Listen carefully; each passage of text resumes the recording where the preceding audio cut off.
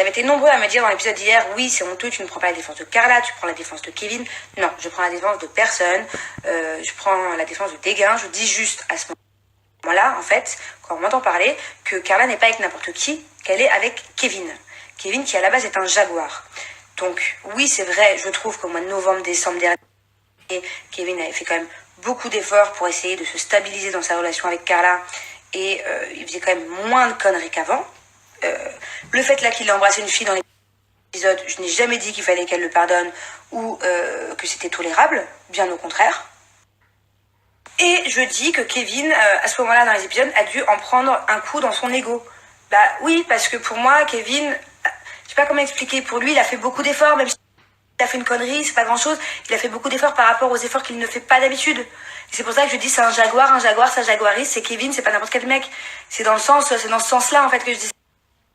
C'est un mec normal, un mec pas un jaguar, on va dire ça comme ça. Ce serait normal de faire des efforts au quotidien, de faire des bisous, d'être tendu, de faire des câlins, de faire des cadeaux, de partir en voyage.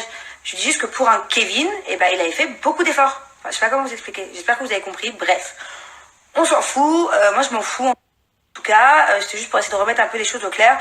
D'autant plus que Carla, honnêtement, j'ai beaucoup pris sa défense. Pas forcément dans cette émission-là, pas que dans cette émission-là. Avant, après, dans la vie de tous les jours, voilà. J'ai souvent été du côté de Carla, donc je voulais juste rectifier les choses. Qu'on me dise pas non plus que j'ai pas pris la défense et que c'est inacceptable parce que... Et c'est comme il y a 4-5 épisodes, quand Carla quitte Kevin et que je lui dis est-ce que tu es bien sûre de vouloir quitter Kevin? Est-ce que tu y as bien réfléchi et tout? Ça veut pas dire que je l'engraine à ne pas quitter Kevin et que voilà, et que je la conforte dans le fait qu'elle fait une connerie. Non.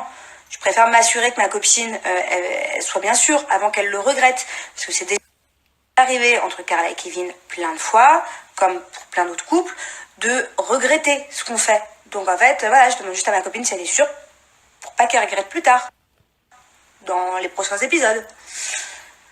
Donc voilà, moi j'évite de me mêler du couple Carla-Kevin encore plus en ce moment avec tout ce qui se passe.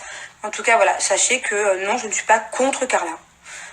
Et que pour moi, effectivement, l'infidélité est intolérable, même si Carla ou même moi, à l'époque, on l'a déjà pardonné. Mais en tout cas, je ne la conforte pas dans le fait qu'il faille forcément rester avec quelqu'un d'infidèle. Non.